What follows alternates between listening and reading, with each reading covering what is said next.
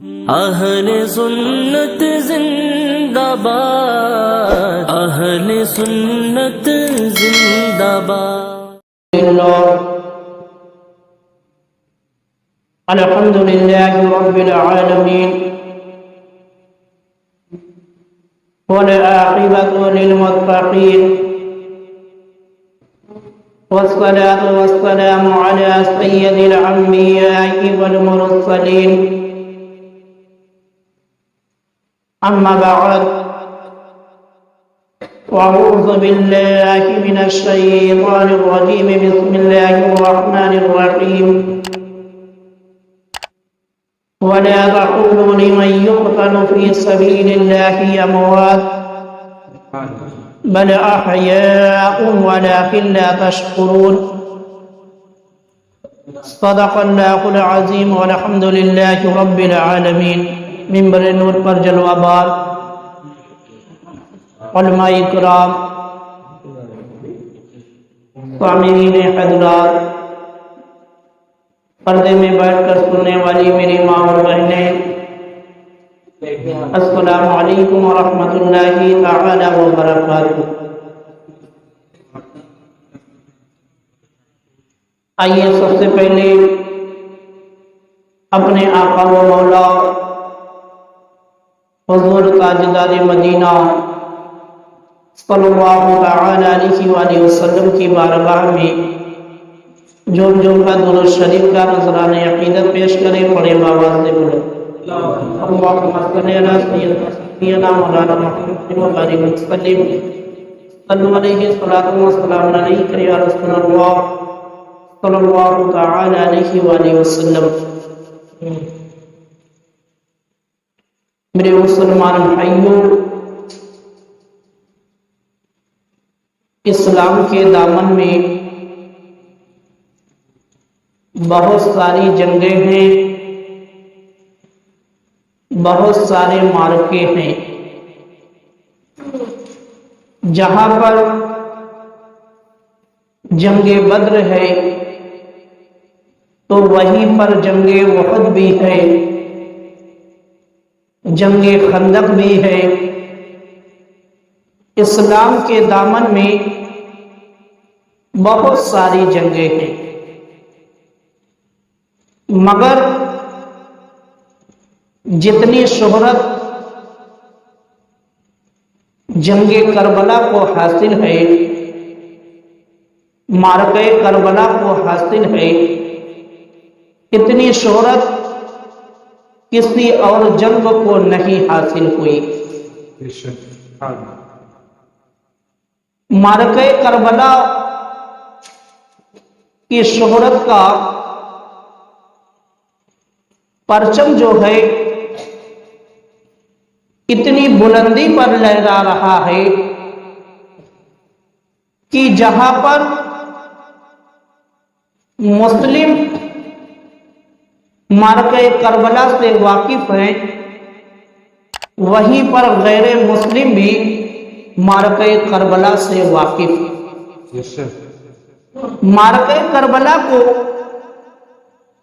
اتنی شہرت ملی، اتنی شہرت ملی کہ بچہ بچہ جو ہے معرکہ کربلا کو جانتا، معرکہ کربلا کو بچہ بچہ جانتا ہے۔ اور میرے عزیزوں، اسلام کے دامن میں شہداء بھی بہت ہے، اسلام کے دامن میں شہداء بھی بہت ہیں۔ جہاں پر شہداء بدر ہیں، شہداء احد ہیں، شہداء خندق ہیں، بہت سارے شہداء اسلام کے دامن میں موجود ہیں، بہت سارے شہداء اسلام کے دامن میں موجود ہیں۔ مگر سلطان الشہداء کو جو شہرت حاصل ہوئی، سلطان الشہداء کو جو شہرت حاصل ہوئی، جو امام علی مقام کو شہرت حاصل ہوئی، شہادت کے معاملے میں اتنی شہرت جو ہے کسی اور شہید کو نہیں حاصل۔ امام علی مقام کی شہادت کا شعرا جو ہے وہ صرف زمین تک محدود نہیں ہے، صرف زمین تک محدود نہیں ہے، بلکہ امام علی مقام کی شہادت کا شعرا جو ہے وہ آسمان میں بھی ہے، آسمان میں بھی ہے، یعنی زمین پر بھی امام علی مقام کی شہادت کا ڈنکا بج رہا ہے، آسمان پر بھی امام علی مقام کی شہادت کا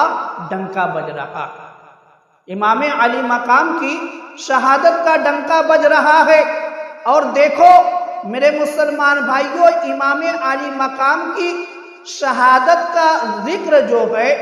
امام علی مقام کی شہادت کا ذکر جو ہے وہ صرف انسانوں کی زبانوں تک محدود نہیں ہے، صرف انسانوں کی زبانوں تک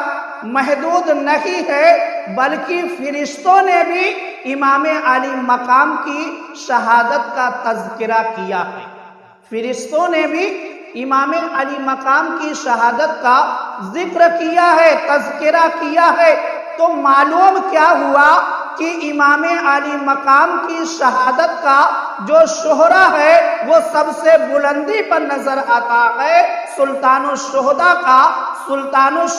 کا مقام جو ہے وہ بھی بہت بلندی پر ہے، اور آپ کی شہرت کا بھی چرچا بہت بلندی پر ہے، بہت بلندی پر ہے۔ اب دیکھو میرے مسلمان بھائیوں، امام علی مقام کی شہادت کا شعرا جو ہے یہ اس وقت سے ہی شروع ہو گیا تھا کہ جب امام علی مقام روئے زمین پر تشریف لائے، جب امام علی مقام روئے زمین پر تشریف لائے اسی وقت سے جو ہے یہ شعرا ہو گیا کہ امام حسین کو شہید کیا جائے گا، امام حسین کو شہید کیا جائے گا، یہ تذکرہ ہونے لگا، یہ ذکر ہونے لگا۔ جب امام حسین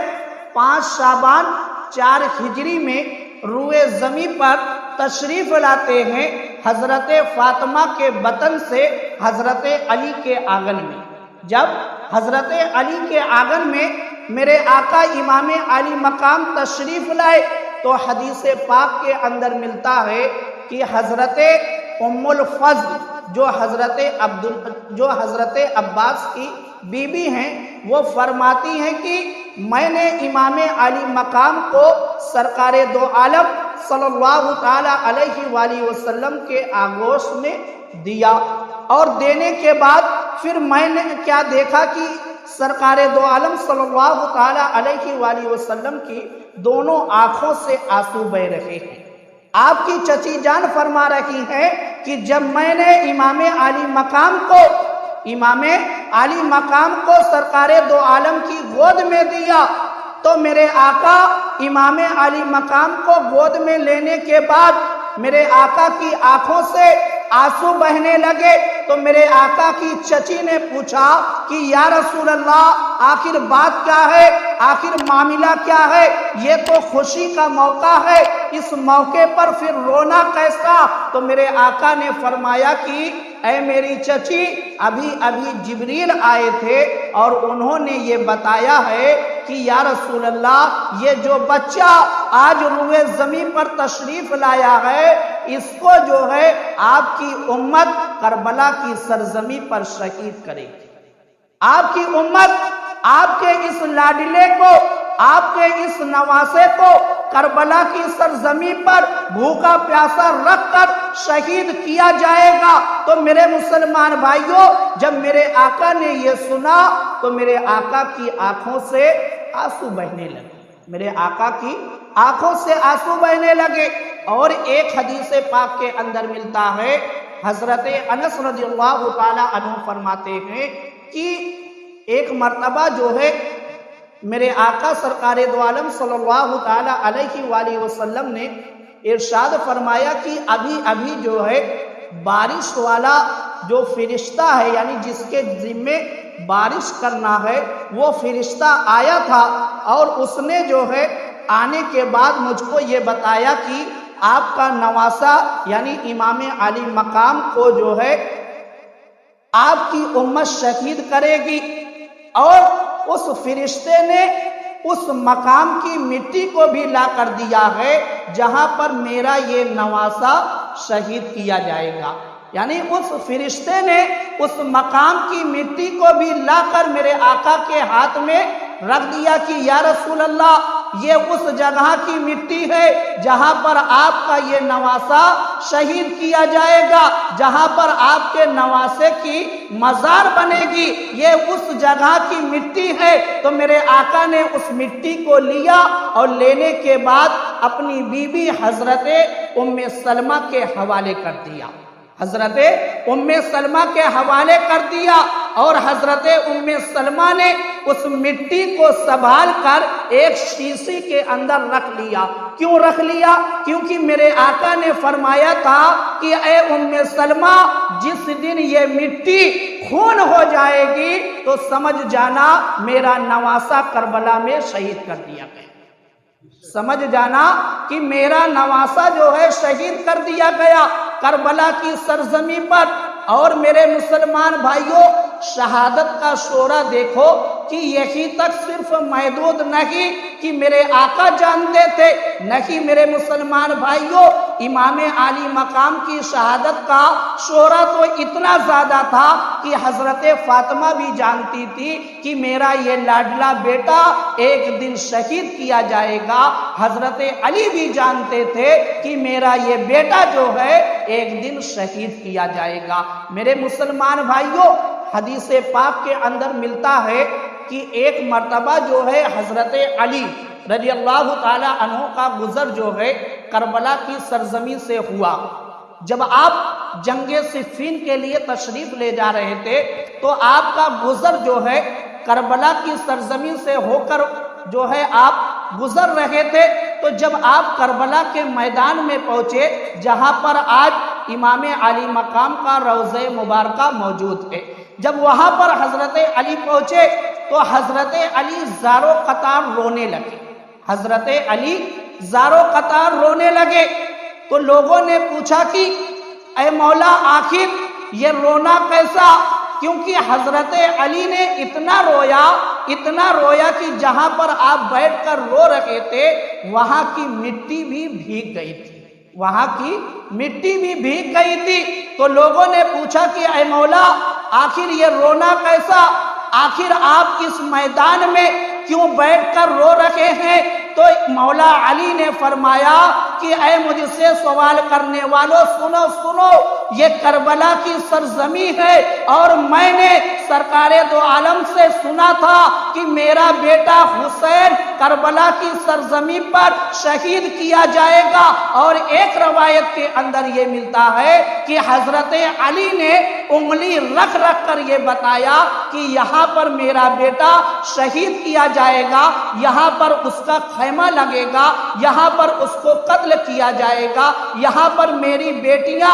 خیمے کے اندر موجود ہوں گی۔ یعنی مولا علی نے انگلی رکھ کے کربلا کی سرزمین پر ایک ایک جگہ کی نشاندہی کر دی کہ یہاں پر یہ معاملہ جو ہے پیش آئے گا، یہاں پر یہ معاملہ پیش آئے گا۔ تو میرے مسلمان بھائیوں، ان روایتوں سے معلوم یہ ہوتا ہے کہ امام علی مقام کی شہادت کا جو شہرہ تھا اتنا زیادہ تھا کہ میرے آقا بھی جانتے تھے، مولا علی بھی جانتے تھے، حضرت فاطمہ بھی جانتی تھی، امام حسن بھی جانتے تھے، حضرت ابو بکر بھی جانتے تھے، حضرت عمر بھی جانتے تھے، حضرت عثمان غنی بھی جانتے تھے، حضرت ابو ہریرہ بھی جانتے تھے، حضرت انس بھی جانتے تھے، حضرت ابو سعید بھی جانتے تھے، حضرت ابو سعید خدری بھی جانتے تھے، یعنی صحابہ اکرام بھی جانتے تھے، اور اہل بیت والے بھی جانتے تھے، یعنی میرے آقا کے گھر والے بھی جانتے تھے، اور صحابہ اکرام بھی جانتے تھے کہ ایک دن جو ہے ایسا آئے گا امام حسین کو کربلا کی سرزمین پر 3 دن بھوکا پیاسا رکھ کر شہید کیا جائے گا۔ تو میرے مسلمان بھائیوں، جب سب جانتے تھے کہ امام حسین کو شہید کیا جائے گا تو آخر کیوں نہیں لوگوں نے دعا کی؟ کیونکہ یہ شہادت جو ہے اتنی دردناک شہادت ہے، 3 دن بھوکا پیاسا رکھ کے شہید کیا گیا، اور امام علی مقام کی نظروں کے سامنے آپ کے بیٹوں کو شہید کیا گیا، آپ کے بھائیوں کو شہید کیا گیا، آپ کے بھانجوں کو شہید کیا گیا، آپ کے بھتیجوں کو شہید کیا گیا۔ یہ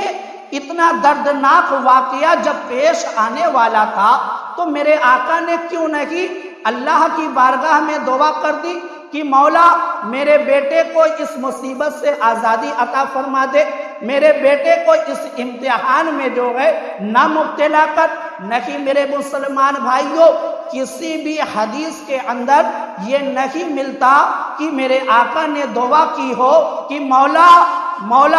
حسین کو جو ہے اس امتحان سے آزادی عطا فرما دے، یا علی نے دعا کی ہو کہ مولا میرے بیٹے کو اس امتحان سے آزادی دے دے، یا فاطمہ نے دعا کی ہو کہ میرے بیٹے کو اس امتحان سے آزادی دے دے۔ کسی نے بھی دعا نہیں کی۔ کیوں؟ کیونکہ ہر کوئی یہ جانتا تھا کہ جب امام حسین امتحان دیں گے اور امتحان میں کامیابی حاصل کر لیں گے تو ان کو اتنا بلند مقام ملے گا، اتنا بلند مقام ملے گا کہ جس طریقے سے میرے آقا سید الانبیاء ہے، امام الانبیاء ہے، اسی طریقے سے شہداء کی جماعت میں امام حسین کو مقام مل جائے گا، امام حسین کو مقام مل جائے گا، کیونکہ نبوت کا دروازہ تو بند ہو چکا ہے، اب کوئی نبی نہیں ہو سکتا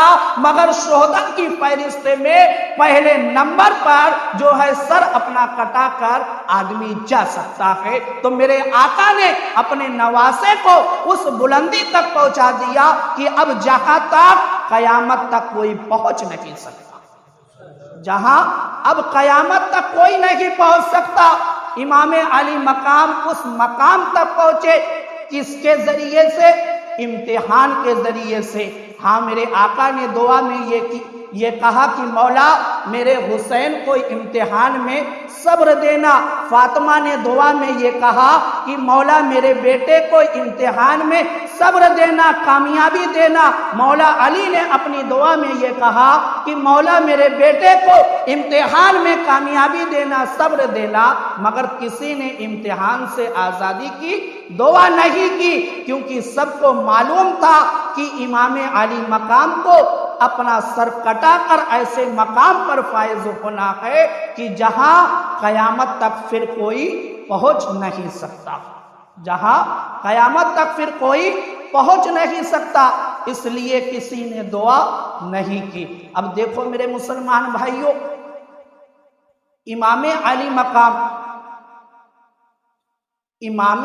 مقام کی جو سیرت مبارکہ ہے، امام علی مقام کی جو سیرت مبارکہ ہے، آپ کی جو شہادت ہوئی ہے وہ 56 سال کی عمر میں ہوئی ہے۔ آپ کی شہادت جو ہوئی ہے وہ 56 سال کی عمر میں ہوئی ہے، مگر اب کچھ جو ہے بازارو قسم کے مولوی جو ہے وہ میدان میں آ گئے، کچھ بازاری قسم کے، یعنی جن کو نہ بولنے کی تمیز ہے نہ کتابوں سے وہ واقف ہیں، وہ جو ہے میدان میں آ گئے۔ میرے آقا امام علی مقام کی 56 سالہ زندگی میں سے صرف کیا بیان کرتے ہیں؟ معرکہ کربلا۔ وہ بھی معرکہ کربلا میں اتنی من گڑھنت جو ہے روایتیں لے کر آتے ہیں جس سے وہ یہ سمجھتے ہیں کہ میں امام علی مقام کی شان بیان کر رہا ہوں، بلکہ وہ امام علی مقام کی شان میں گستاخیاں کر رہے ہوتے۔ تو میرے مسلمان بھائیوں، امام علی مقام کی پیدائش 5 شعبان کو ہوئی 4 ہجری میں۔ میرے آقا اس وقت روئے زمین پر جلوہ گر تھے، اس وقت میرے آقا روئے زمین پر جلوہ گر تھے۔ اب دیکھو میرے مسلمان بھائیوں، جب میرے آقا سرکار دو عالم صلی اللہ تعالی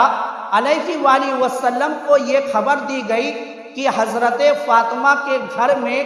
ایک بیٹے کی پیدائش ہوئی ہے۔ اب میرے آقا کو جب یہ خبر دی گئی تو میرے آقا حضرت فاطمہ کے گھر تشریف لائے۔ میرے آقا حضرت فاطمہ کے گھر تشریف لائے اور تشریف لانے کے بعد فرمایا کہ میرے بیٹے کو مجھ کو دیا جائے، میرے بیٹے کو مجھ کو دیا جائے۔ تو جب امام عالی مقام میرے آقا سرکار دو عالم صلی اللہ تعالی علیہ وآلہ وسلم کی گود میں آئے تو میرے آقا نے امام عالی مقام کے کان میں اذان دی۔ میرے آقا نے امام عالی مقام کے کان میں اذان دی۔ بچے کے کان میں اذان دینا میرے آقا کی سنت مبارکہ ہے۔ بچے کے کان میں اذان دینا میرے آقا کی سنت مبارکہ ہے، اور یہ سنت جو ہے بہت تیزی کے ساتھ مٹتی چلی جا رہی ہے۔ مسلمانوں نے اس کو بہت ہلکا سمجھ لیا، مسلمانوں نے اس کو بہت ہلکا سمجھ لیا، جبکہ یہ اذان دینا جہاں پر اسلام کا ایک حکم ہے، جہاں پر سنت پر عمل ہے، وہیں پر دنیا میں بھی بہت بڑا فائدہ، دنیا میں بھی بہت بڑا فائدہ ہے۔ معلوم ہے میرے سیدی اعلیٰ حضرت امام احمد رضا خان فاضل بریلوی علیہ الرحمت و رضوان فرماتے ہیں کہ جس بچے کے کان میں اذان لیٹ دی جاتی ہے، یعنی تاخیر کر کے دی جاتی ہے، اس بچے کو مرگی کی بیماری ہونے کا اندیشہ ہوتا ہے۔ سوچئے میرے مسلمان بھائی، تاخیر کر کے صرف دینے پر وہ بچہ اتنی بڑی بیماری میں مبتلا ہو سکتا ہے، تو جس بچے کے کان میں اذان ہی نہ دی جائے تو وہ بچہ کتنی بڑی مصیبت میں، کتنی بڑی بیماری میں مبتلا ہوگا۔ تو میرے مسلمان بھائیوں، جب بھی بچے کی پیدائش ہو گھر میں تو جلد سے جلد جو ہے بچے کے کان میں اذان دینے کی کوشش کرنا چاہیے، جلد سے جلد جو ہے۔ اب اس میں یہ شرط نہیں ہے کہ مسجد کا امام ہی آئے تب اذان دے، نہیں، اگر آپ اذان دے سکتے ہیں تو آپ بالکل اذان دے، انتظار کسی کا نہ کریں، تاکہ جلد سے جلد جو ہے بچے کے کان میں اللہ اکبر کی صدا پہنچ جائے، اللہ کا نام پہنچ جائے۔ اور ایک حدیث پاک کے اندر یہ ملتا ہے کہ جب تک بچے کے کان میں اللہ اکبر کی صدا نہیں پہنچتی تب تک جو ہے بچہ روتا رہتا ہے، تب تک بچہ روتا رہتا ہے۔ کیوں روتا رہتا ہے؟ کیونکہ شیطان جو ہے بچے کے پیٹ میں کچوکا مارتا، شیطان بچے کے پیٹ میں کچوکا مارتا ہے۔ جب ہم اذان دیتے ہیں، اللہ اکبر کی صدا بچے کے کان میں پہنچتی ہے تو شیطان جو ہے وہ بچے کو چھوڑ کر بھاگتا ہے، بچے کو چھوڑ کر شیطان بھاگتا ہے تو بچہ رونا جو ہے وہ بند کر دیتا ہے۔ اور جب تک آپ اذان نہیں دیں گے بچے کے پیٹ میں شیطان جو ہے وہ کچوکا مارتا ہی رہے گا، کچوکا مارتا ہی رہے گا۔ تو میرے مسلمان بھائیوں، یہ میرے آقا سرکار دو عالم صلی اللہ تعالی علیہ وآلہ وسلم کی سنت مبارکہ ہے کہ بچے کے کان میں اذان دی جائے، بچے کے کان میں اذان دی جائے۔ اب دیکھو میرے مسلمان بھائیوں، جب امام عالی مقام کو میرے آقا کی گود میں دیا گیا تو میرے آقا نے اذان دی۔ اب اذان دینے کے بعد ایک کام اور کیا جاتا ہے، وہ ہے گھٹی دینا۔ گھٹی یعنی بچے کے منہ میں کوئی ایسی چیز، میٹھی چیز جو ہے پہلی جو ڈالی جاتی ہے اس کو گھٹی کہا جاتا ہے، اور یہ بھی انسان کی زندگی میں بہت ہی اہم ہے، یہ بھی چیز انسان کی زندگی میں بہت ہی اہم ہے۔ ہم اور آپ کیا کرتے ہیں، کسی کو بھی پکڑ کر جو ہے اس کے منہ سے تھوڑا سے لے کر چٹا دیتے ہیں، ایسا ہرگز نہیں کرنا چاہیے۔ کیوں؟ کیونکہ یہ لقمہ، یہ جو چیز آپ اپنے اولاد کے منہ میں پہلی چیز جو ڈال رہے ہیں، اس کا اثر بچے کی پوری زندگی پر رہے گا، بچے کی پوری زندگی پر اس کا اثر رہے گا۔ اس لیے ہمارے بزرگان دین نے یہ بتایا ہے کہ کسی نیک صالح جو ہے مرد یا عورت جو بھی ہو، اس سے جو ہے یہ کہا جائے کہ تم کوئی میٹھی چیز جو ہے اپنے منہ میں لے کر چبا کر میرے بچے کے منہ میں ڈال۔ جب نیک صالح شخص جو ہے آپ کی اولاد کو گھٹی دے گا تو وہی اثر جو ہے تمہارے بچے کے اندر بھی منتقل ہوگا، وہی چیز تمہارے بچے کے اندر بھی منتقل ہوگا۔ تو جب اچھی چیز اس کے منہ میں سب سے پہلے جائے گی تو پوری زندگی جو ہے وہ اچھا ہی بن کر اپنی زندگی کو گزارے گا، وہ پوری زندگی اچھا ہی بن کر جو ہے گزارے گا۔ اس لیے کسی ایرے غیرے کو پکڑ کر ہمیشہ یا کبھی بھی جو ہے گھٹی مت دلوانا، گھٹی جو ہے مت دلوانا، کیونکہ اس سے ہماری اولاد کی پوری زندگی خراب ہو جاتی ہے، پوری زندگی خراب ہو جاتی ہے۔ اور دیکھو میرے مسلمان بھائیوں، 7ویں دن جو ہے میرے آقا نے امام عالی مقام کا عقیقہ کیا۔ 7ویں دن میرے آقا نے امام عالی مقام کا عقیقہ کیا۔ تو معلوم کیا ہوا، عقیقہ کرنا بھی میرے آقا کی سنت مبارکہ ہے۔ معلوم کیا ہوا، عقیقہ کرنا بھی میرے آقا کی سنت مبارکہ ہے۔ تو میرے مسلمان بھائیوں، جب امام عالی مقام روئے زمین پر تشریف لائے تو جہاں پر یہ سنت مبارکہ ہم کو سیکھنے کو ملی، وہیں پر یہ بھی ہم اور آپ کو معلوم ہوا کہ امام عالی مقام کی شہادت کا شہرہ جو ہے وہ اسی وقت سے ہونے لگا تھا جب امام عالی مقام روئے زمین پر تشریف لائے۔ جب امام عالی مقام روئے زمین پر تشریف لائے تو میرے مسلمان بھائیوں، امام عالی مقام کی جو 56 سالہ زندگی ہے، جو 56 سالہ زندگی ہے، اس میں آپ کو یہ بھی ملے گا کہ امام عالی مقام نے حضرت ابو بکر کے ساتھ بھی اپنی زندگی کے ایام کو گزارا۔ حضرت امام عالی مقام نے حضرت عمر کے ساتھ بھی بیٹھ کر اپنی زندگی کے کچھ پل کو گزارا ہے۔ آپ کو یہ بھی ملے گا کہ حضرت امام حسین نے حضرت عثمان غنی کے دروازے پر کھڑے ہو کر پہرا بھی دیا۔ جب آپ امام عالی مقام کی سیرت کو پڑھیں گے تو یہ چیز آپ کو ملے گا کہ جب بلوائیوں نے حضرت عثمان غنی کے گھر کو گھیر رکھا تھا تو مولا علی نے ڈیوٹی پر حضرت امام حسن کو اور حضرت امام حسین کو پہرے کے لیے حضرت عثمان غنی کے دروازے پر کھڑا کیا تھا۔ تو میرے مسلمان بھائیوں، یہ امام عالی مقام وہی ہے جنہوں نے حضرت ابو بکر کے بھی پیچھے نماز پڑھی ہے، حضرت عمر کے بھی پیچھے نماز پڑھی ہے، حضرت عثمان غنی کے بھی پیچھے نماز پڑھی ہے اور مولا علی کے پیچھے بھی نماز پڑھی ہے۔ یہ امام عالی مقام کی سیرت مبارکہ ہے۔ اور میرے مسلمان بھائیوں، جب آپ اور آگے بڑھیں گے، جب حضرت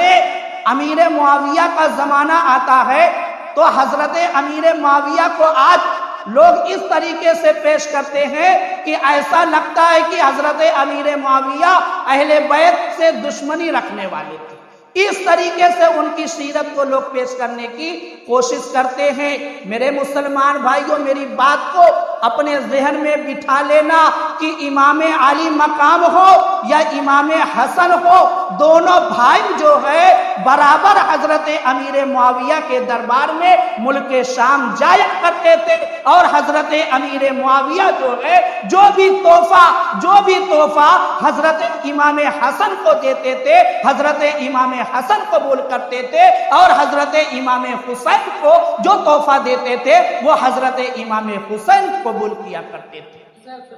تو یہ محبت کی دلیل ہے کہ دونوں آپس میں محبت رکھتے تھے،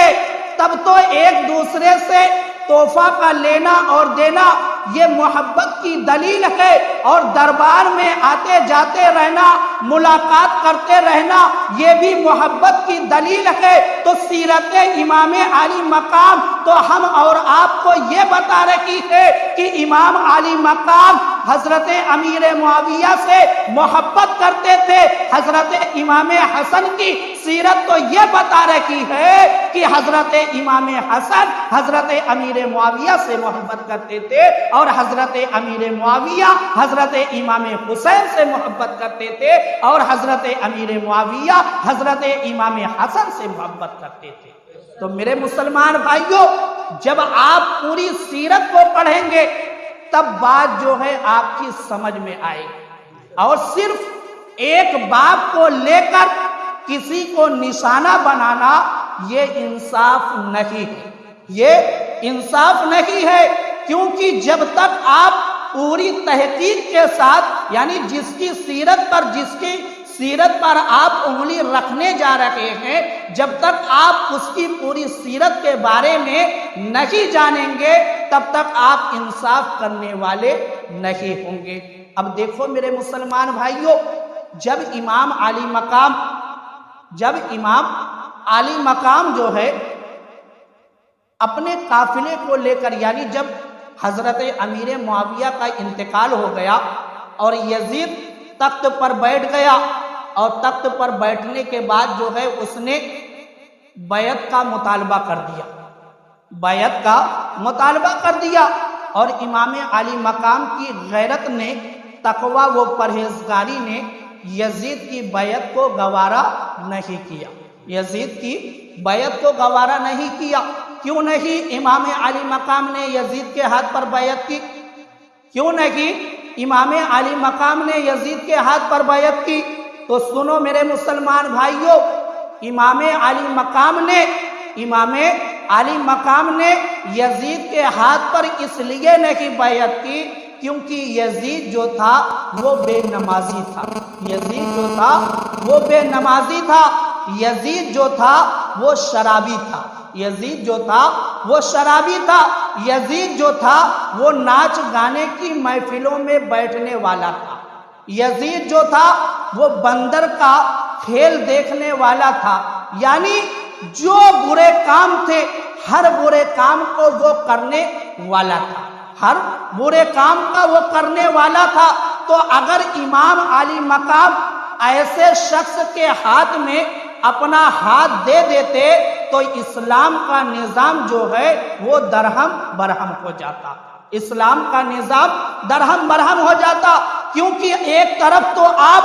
نواسے رسول ہے اور دوسری طرف جو ہے آپ کا مقام اس وقت تمام لوگوں میں سب سے بلند تھا، یعنی اگر روئے زمین پر اس وقت کوئی سب سے بڑی شخصیت موجود تھی تو وہ امام علی مقام کی تھی، اور امام علی مقام نے اپنے نانا جان کو بھی دیکھا تھا، امام علی مقام نے حضرت ابو بکر کی خلافت کو بھی دیکھا تھا، حضرت امام علی مقام نے حضرت عمر کی بھی خلافت کو دیکھا تھا، حضرت امام علی مقام نے حضرت عثمان غنی کی بھی خلافت کو دیکھا تھا، حضرت امام علی مقام نے مولا علی کی بھی خلافت کو دیکھا تھا، امام علی مقام نے حضرت امام حسن کی بھی خلافت کو دیکھا تھا، اور حضرت امیر معاویہ کی بھی خلافت کو امام علی مقام نے اپنی آنکھوں سے دیکھا تھا کہ ان لوگوں نے کس طریقے سے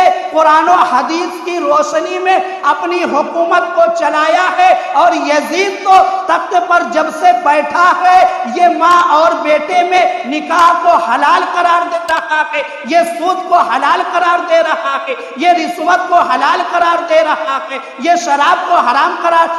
کے بجائے حلال قرار دے رہا ہے، یعنی شریعت نے جس کو حلال کہا ہے اس کو یہ حرام کر رہا ہے، اور جس کو حرام کہا ہے اس کو یہ حلال کر رہا ہے۔ تو امام علی مقام کیسے ایسے شخص کے اپنے ہاتھ کو ناپاک ہاتھ میں دے دیتے، اپنے ہاتھ کو ناپاک ہاتھ میں کیسے دیتے، جس کا ہاتھ جو ہے دن بھر شرابوں میں ڈوبا رہتا، جس کا ہاتھ جو ہے وہ غلط کاموں میں ہمیشہ لگا رہتا، میرے امام کا ہاتھ تو اتنا پاک تھا، اتنا پاک تھا کہ بریلی کے سرکار فرماتے ہیں کہ تیری نسل پاک میں ہے بچہ بچہ نور کا، تیری نسل پاک میں ہے بچہ بچہ نور کا، تو ہے عین نور، تیرا سب گھرانہ نور کا۔ تو امام علی مقام کا ہاتھ جب اتنا پاک تھا، اتنا مقدس تھا، تو یہ پاک ہاتھ کیسے ناپاک ہاتھ میں جاتا؟ اور میرے مسلمان بھائیوں، یہاں پر ایک بات اور غور کرنا، نوٹ کر لینا کہ اگر امام علی مقام جیسے آج لوگ کہہ دیا کرتے ہیں کہ ارے فلاں تو ہے، چلو اس کے پیچھے نماز پڑھ لو، نماز پڑھنے سے مطلب ہے فلاں تو ہے اس کے ہاں میں ہاں ملا دو، یعنی کوئی بھید بھاؤ نہیں۔ جو آج فرقہ واریت ہے، یہ سب چیزوں کو لوگ معمولی سمجھتے ہیں اور کہتے ہیں کہ چلو ٹھیک ہے، اس کے وہ بھی نماز ہی پڑھتا ہے، وہ بھی قرآن پڑھتا ہے۔ یہاں سے سیکھو میرے مسلمان بھائیوں، امام علی مقام نے کربلا سے ہم اور آپ کو بتا دیا ہے، امام علی مقام نے ہم اور آپ کو سکھا دیا کہ دیکھو دیکھو دیکھو کہ اگر میں یزید کے ہاتھ میں اپنے ہاتھ کو دے دیتا تو یزید جو ہے میرے قدموں میں دولت کا انبار لگا دیتا، یزید میرے قدموں میں دولت کا انبار لگا دیتا، اور میں جہاں کی حکومت چاہتا یزید وہاں کی حکومت مجھ کو دے دیتا، مگر میرے ہاتھ دینے کی وجہ سے میرے نانا کا اسلام جو ہے، میرے نانا کا جو نظام ہے وہ درہم برہم ہو جاتا۔ اس لیے امام علی مقام نے بتا دیا کہ اپنا ہاتھ دینے سے پہلے سامنے والے کا ہاتھ دیکھ لینا، پھر اس کے بعد اپنے ہاتھ کو دیکھ۔ سامنے والے کو، جس کے ہاتھ میں آپ اپنا ہاتھ دے رہے ہیں، اس کے ہاتھ کو دیکھ لے کہ اس کا ہاتھ جو ہے وہ گستاخ رسول کا ہاتھ تو نہیں ہے، اس کا ہاتھ گستاخ صحابہ کا تو ہاتھ نہیں ہے، اس کا ہاتھ گستاخ اہل بیت کا ہاتھ تو نہیں ہے، اس کا ہاتھ گستاخ اولیاء اکرام کا ہاتھ تو نہیں ہے۔ اگر ایسے کے ہاتھ میں آپ اپنا ہاتھ دے رہے ہیں، اپنا ایمان خود خراب کر رہے ہیں، اس کا ایمان تو پہلے ہی جا چکا ہے، اس کا ایمان پہلے ہی جا چکا ہے، کیونکہ نماز پر جو ہے کسی کے ایمان کی بنیاد نہیں رکھی گئی ہے۔ ایمان اور ہے، عبادت اور ہے، نماز اور ہے، زکوٰۃ اور ہے، روزہ اور ہے، ایمان اور ہے، روزہ اور ہے، ایمان اور ہے۔ اس لیے پہلے ایمان ہے، پھر اس کے بعد عبادت ہے۔ جب آپ کا ایمان مکمل ہوگا تب آپ کی عبادت جو ہے وہ مکمل ہوگی، تب مکمل ہوگی۔ تو میرے مسلمان بھائیوں، اسی طریقے سے جب آپ کربلا کے میدان میں دیکھیں گے کہ ایک طرف جو ہے 22,000 کا لشکر ہے، ایک طرف 22,000 کا لشکر ہے، اور ایک طرف جو ہے 72 کا لشکر ہے، ایک طرف 22,000 کا لشکر، ایک طرف 72 کا لشکر۔ اب نماز ادھر بھی ہو رہی ہے، نماز ادھر بھی ہو رہی ہے۔ اب دیکھو میرے مسلمان بھائیوں، اگر دونوں کی نماز درست ہوتی تو آخر یہ دو جماعت کیوں ہو رہی ہے؟ حکم تو یہ ہے کہ جو جماعت بڑی ہو اس کے ساتھ نماز ادا کیا جائے۔ آخر امام علی مقام کیوں نہیں بڑی جماعت کے ساتھ جا کر نماز ادا کرتے؟ تو کربلا کی سرزمین سے امام علی مقام نے یہ بتا دیا کہ تم تعداد کو نہ دیکھنا، تم تعداد کو نہ دیکھنا، بلکہ امام کو دیکھنا کہ امام کیسا ہے۔ اگر امام درست ہوگا، اگر ایمان درست ہوگا، امام درست ہوگا، تب تو تمہاری نماز جو ہے وہ مکمل ہوگی۔ تعداد کی وجہ سے یا جماعت میں زیادہ لوگوں کے ہونے کی وجہ سے کسی کی حقانیت کی دلیل نہیں بنتی ہے۔ ایک آخری بات میرے مسلمان بھائیوں، وہ آخری بات یہ کہ امام علی مقام، امام علی مقام کا جو قافلہ تھا، یعنی جس کو آپ لے کر مدینہ منورہ سے نکلے تھے اور مکہ معظمہ گئے تھے، اور مکہ معظمہ سے جو ہے آپ کا یہ قافلہ جو کوفہ تک پہنچا، یعنی کربلا تک پہنچا تھا، اس میں جو ہے کچھ ایسی شخصیت بھی تھی جس کو آج لوگ چھپاتے ہیں، جس کو لوگ چھپاتے ہیں، کیوں؟ کیونکہ اگر ان کا ذکر کیا جائے تو کچھ لوگ جو ہے جو کاغذ کے لباس میں چھپے ہوئے ہیں ان کا جسم جو ہے برہنہ ہو جاتا ہے۔ جو کاغذ کے لباس میں چھپے ہوئے ہیں چند بودوں سے جو ہے ان کا جسم برہنہ ہو جاتا ہے۔ وہ کون سی شخصیت ہے؟ اب دیکھو میرے مسلمان بھائیوں، کربلا کی سرزمین پر امام علی مقام کے والد حضرت علی رضی اللہ تعالی عنہ اور حضرت علی رضی اللہ تعالی عنہ کے 5 صاحبزادے جو ہے کربلا کی سرزمین پر تھے۔ 5 صاحبزادے تھے کربلا کی سرزمین پر، اور ان صاحبزادوں کے نام جو ہیں، ان صاحبزادوں کے نام جن کو لوگ آج ذکر ہی نہیں کرتے، بس وہی حضرت علی اصغر، حضرت علی اکبر، حضرت قاسم، اور اس طریقے سے چند نام جو ہے لوگ یہی تک جو ہے اہل بیت کو صرف محدود کر دیتے ہیں۔ نہیں میرے مسلمان بھائیوں، دیکھو کربلا کی سرزمین پر ایک شہید ہے، کربلا کی سرزمین پر ایک شہید ہے جس کا نام ہے حضرت ابو بکر بن علی، جس کا نام ہے حضرت ابو بکر بن علی۔ اور دیکھو میرے مسلمان بھائیوں، جہاں پر ایک طرف حضرت ابو بکر بن علی ہیں تو دوسری طرف جو ہے حضرت عمر بن علی بھی ہیں، دوسری طرف حضرت عمر بن علی بھی ہے، تو تیسری طرف حضرت عثمان بن علی بھی موجود ہے، تیسری طرف حضرت عثمان بن علی بھی موجود ہے۔ یعنی حضرت علی نے اپنے بیٹے کا نام پہلے خلیفہ امیر المومنین حضرت ابو بکر صدیق رضی اللہ تعالی عنہ کے نام پر اپنے بیٹے کا نام رکھا۔ حضرت علی نے پہلے خلیفہ کے نام پر اپنے بیٹے کا نام رکھا، اور ایک بیٹے کا نام دوسرے خلیفہ حضرت عمر فاروق اعظم رضی اللہ تعالی عنہ کے نام پر جو ہے اپنے بیٹے کا نام رکھا، اور تیسرے بیٹے کا نام جو ہے حضرت علی نے تیسرے خلیفہ حضرت عثمان غنی رضی اللہ تعالی عنہ کے نام پر جو ہے اپنے بیٹے کا نام رکھا۔ یعنی کربلا کی سرزمین پر ابو بکر بھی موجود ہیں، عمر بھی موجود ہیں، عثمان بھی موجود ہیں۔ کربلا کی سرزمین پر ابو بکر بھی موجود ہے، عمر بھی موجود ہے، عثمان بھی موجود ہے۔ ان ناموں کو لوگ چھپاتے، ان ناموں کو لوگ چھپاتے ہیں، کیوں؟ کیونکہ اگر ان ناموں کا ذکر کریں گے تو ان کا جو پول ہے وہ کھل جائے گا، کیونکہ لوگ اس طریقے سے اسلامی تاریخ کو بیان کرتے ہیں کہ ان لوگوں کو یعنی خلفائے ثلاثہ کو حضرت علی سے دشمنی تھی، اس طریقے سے مطلب بیان کرتے ہیں، مگر حضرت علی نے ان خلفائے ثلاثہ کا نام اپنے بیٹوں کے نام پر رکھ کر ہم اور آپ کو بتا دیا کہ میں بھی ابو بکر سے محبت کرتا ہوں اور ابو بکر بھی مجھ سے محبت کرتے ہیں۔ حضرت علی نے اپنے بیٹوں کا نام خلفائے ثلاثہ کے نام پر رکھ کر دنیا والوں کو بتا دیا ہے کہ میں بھی خلفائے ثلاثہ سے محبت کرتا ہوں اور خلفائے ثلاثہ بھی جو ہے مجھ سے محبت کرتے ہیں۔ تو میرے مسلمان بھائیوں، کربلا کی سرزمین پر یہ شہداء بھی موجود تھے۔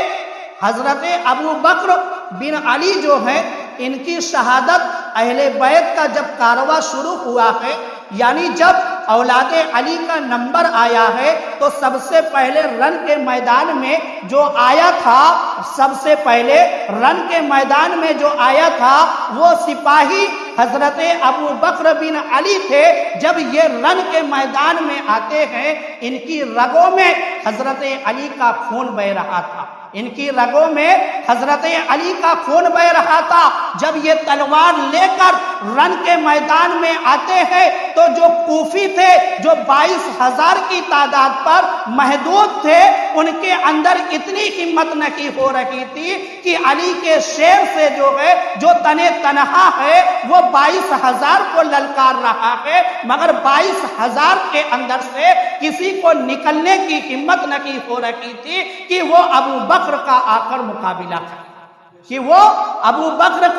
مقابلہ کرے، اب دیکھو میرے مسلمان بھائیوں، ابو بکر نے بہت دیر تک یزیدیوں کو للکارا اور للکارتے رہے، مگر جب کوئی مقابلے کے لیے نہیں آیا تو آپ نے اپنے گھوڑے کو خود بڑھایا اور یزیدیوں پر ایسا وار کیا کہ اس طریقے سے سر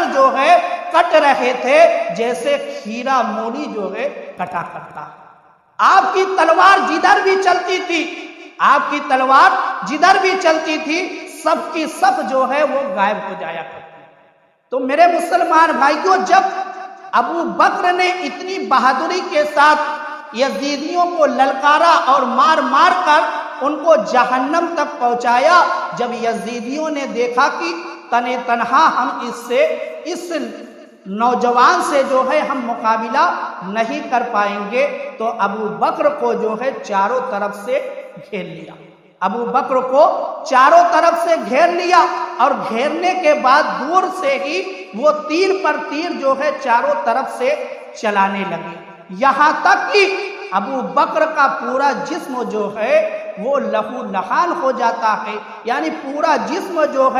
زخمی ہو جاتا ہے، پورے جسم کے اندر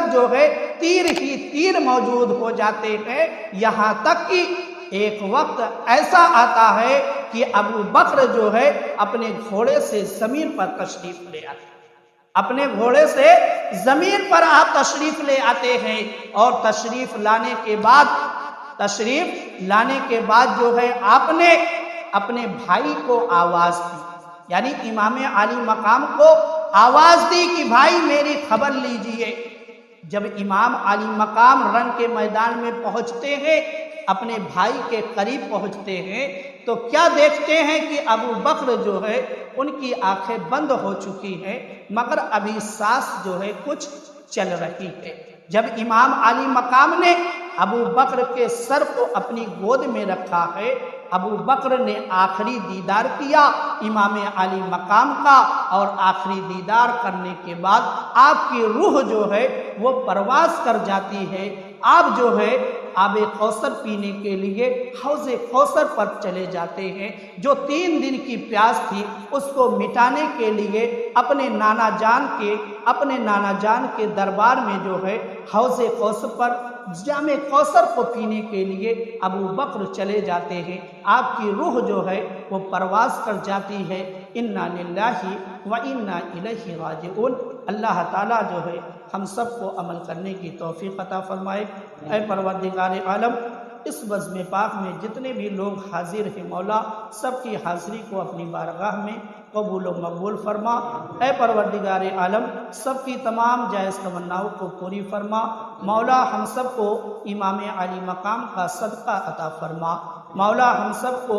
علی اکبر کا صدقہ عطا فرما۔ مولا ہم سب کو عباس کا صدقہ عطا فرما۔ مولا ہم سب کو شہدائے کربلا کا صدقہ عطا فرما۔ اے پروردگار عالم، ہم سب کے رزق میں غیب سے برکت عطا فرما۔ مولا ہم سب کو اہدنا الصراط المستقیم پر چلنے کی توفیق عطا فرما۔ مولا ہم سب کو 5 وقتہ نماز ادا کرنے کی توفیق عطا فرما، گناہوں سے بچنے اور زیادہ سے زیادہ نیکیاں کرنے کی توفیق عطا فرما۔ سبحان ربک رب العزت عما یصفون وسلام علی المرسلین والحمد للہ رب العالمین۔ کھڑے رہیے، صلاۃ